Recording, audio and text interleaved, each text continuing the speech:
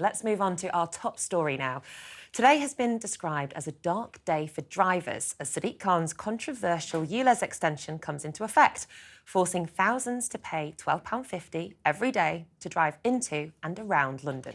Now, the Mayor hopes it will help battle pollution and save lives, but it has been met with anger by some motorists who've taken to the streets to protest. New cameras that will be tracking their number plates have already been vandalised. Now, the charge will generally apply to petrol cars registered before 2005 and diesel cars registered before September 2015. Our correspondent Oliver Whitfield-Miocic has been in Uxbridge speaking to some of those affected.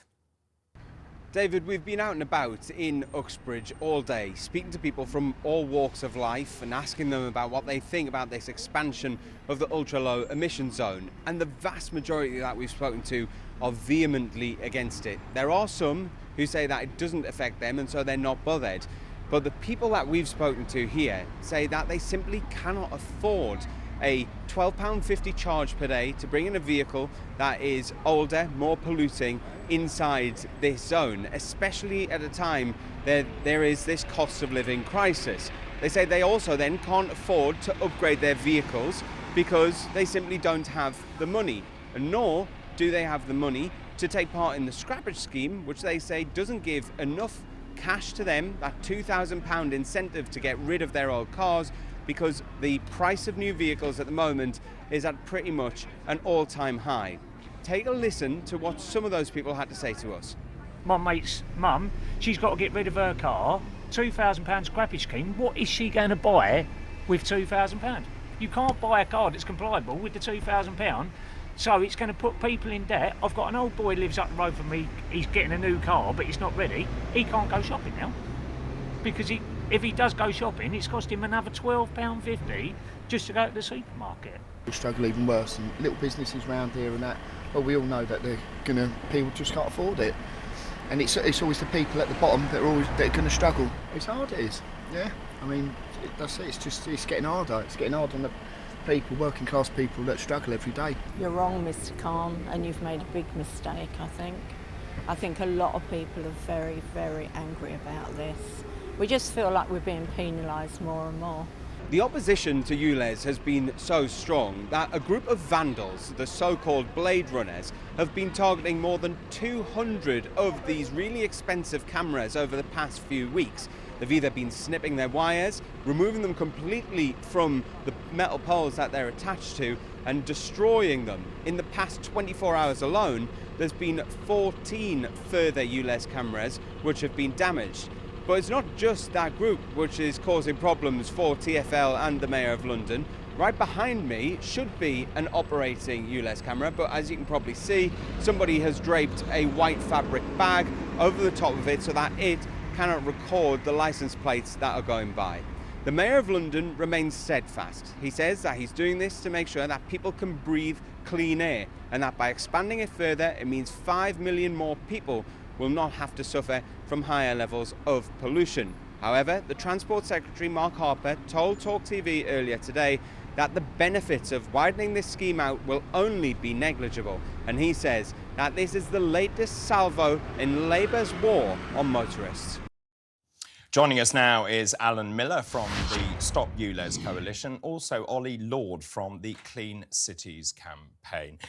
So can we just start, first of all, if I may, with you, Alan? Just in terms of Ulez, obviously this is incredibly controversial. You heard some very strong opinions being voiced there. £12.50 is a lot of money. And of course, it doesn't just affect those people living in London within the M25. It affects those people in the outer boroughs trying to drive into London. As you heard there, it will be very expensive and price people off the roads. Indeed, it will be very expensive and price people off the roads. And also 50% of vans outside London are not currently compliant.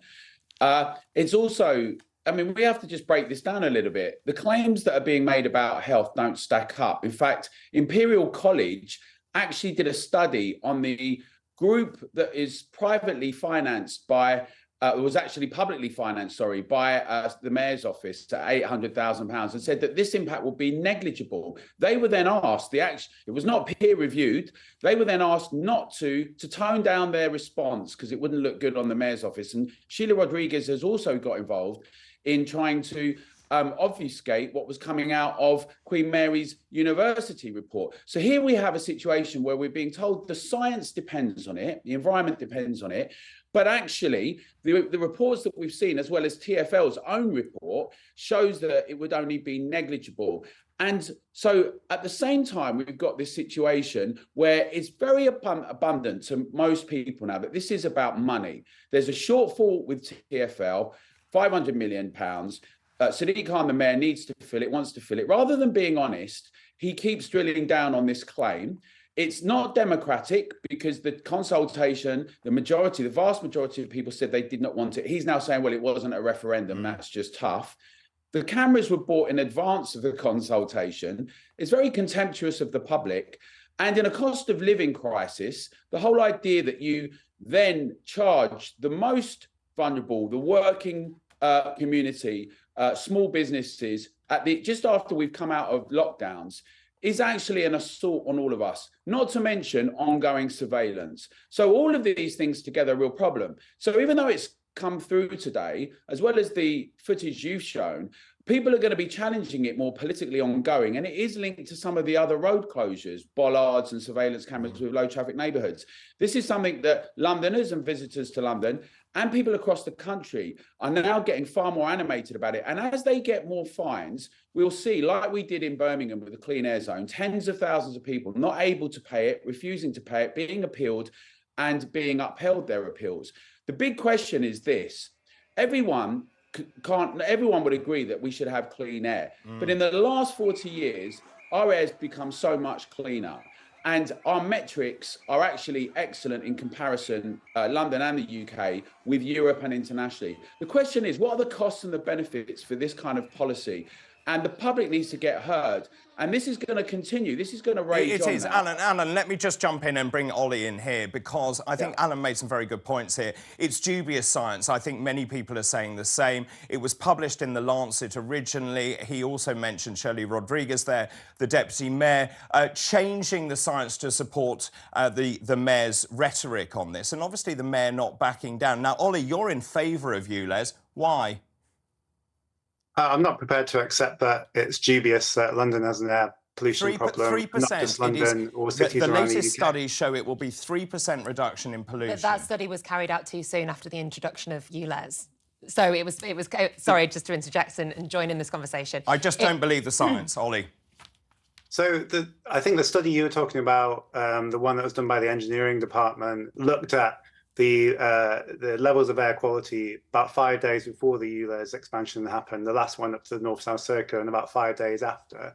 And personally, I think there are other ways that you should evaluate these schemes, because it's all about how people are responding to it in the run-up to the scheme and how they're changing their vehicles. So you actually get a slow incremental improvement in air quality ahead of the scheme coming in. I mean, we looked at how Londoners were starting to actually step away from diesel cars as a result of the previous scheme. And it was 7 times quicker than the rest of the UK, because people were understanding the issue of air pollution in the city. They were hearing the signals from the Mayor of London, and they wanted to change and respond to that. So that's how these schemes work. And can I just speak to Alan now? Alan, you mentioned a report earlier on. There was another report, albeit from City Hall, but it was peer-reviewed by an air pollution scientist at Imperial College, that says that harmful nitrogen dioxide levels are 46% lower in central London, 21% lower in inner London than they would have been without the Ulez scheme. Do you deny that science? I'm not denying any science. I'm making the point unequivocally of the reports from TfL and the 2 universities that I quoted, and the fact that the Mayor's office decided it was pertinent for some reason to try and interject and try and spin it. Data should be presented in a way that the whole of the public can make their minds up about. It's just beyond comprehension that in a free society, when people then challenge something, we're then told more lies. It's just preposterous. So I think the question that everyone should address is this. You know, Oli was saying, you know, in London, people are a bit more advanced with this. As it happens, this is happening all over the country. It's happening with LES zones in Scotland, you know, across the northeast and northwest. In fact, actually, though, Andy Murray stopped it because he was very concerned because there was a big pushback against it. These measures that have been brought in are, and they reflect a combination of things. One is an idea that there's a kind of a war on cars, that cars represent this toxicity and this terrible avaricious kind of behavior. As it happens, cars have improved, catalytic converters and the internal combustion engine, they give us freedom, they get us about with mobility, and there's a whole sense that we need restrictions and limits and surveillance. And I think the British public actually are not up for doing this. I've seen, you know, we've seen it in the boroughs, we've seen what's happened in Uxbridge, and I think it's really disingenuous when people say the science says.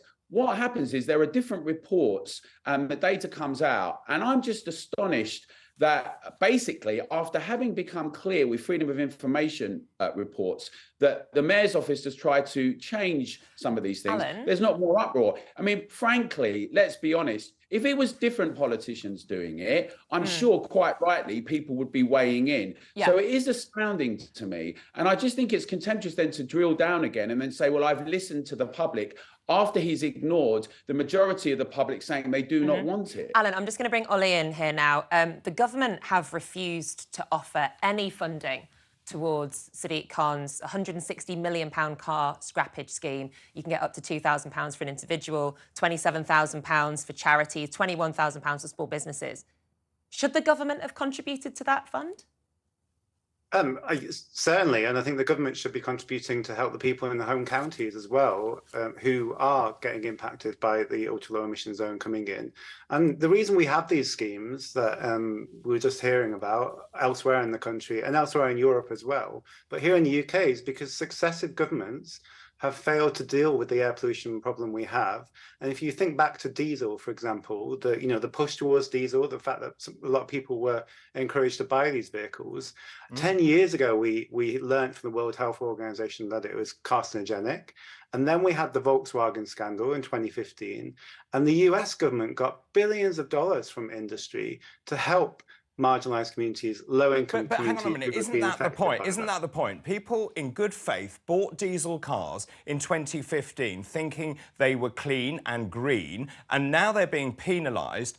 They've only had them for 8 years, and of course this, I think many people are saying it's coming too far and too fast. I mean, ultimately, the ultra low emission zones become a backstop because the government and successive governments have left it to local authorities and regional authorities to mop up the mess we've got. Because the important thing to stress here is we can't just sit around and wait. There are actually premature deaths across the country attributed to air pollution and lifelong illnesses as well, such as asthma, 1 in 10 cases of lung cancer. And all that tots up, the government themselves forecast that in the coming years, they're going to spend billions with the NHS and social care services as a result of air pollution in the country. And could you imagine, actually, if we clean up our air, we free up the beds in the NHS and social care services, we're all going to be better off as society. Thank you very much indeed to Alan Miller and Oli Lord. That a very controversial issue indeed.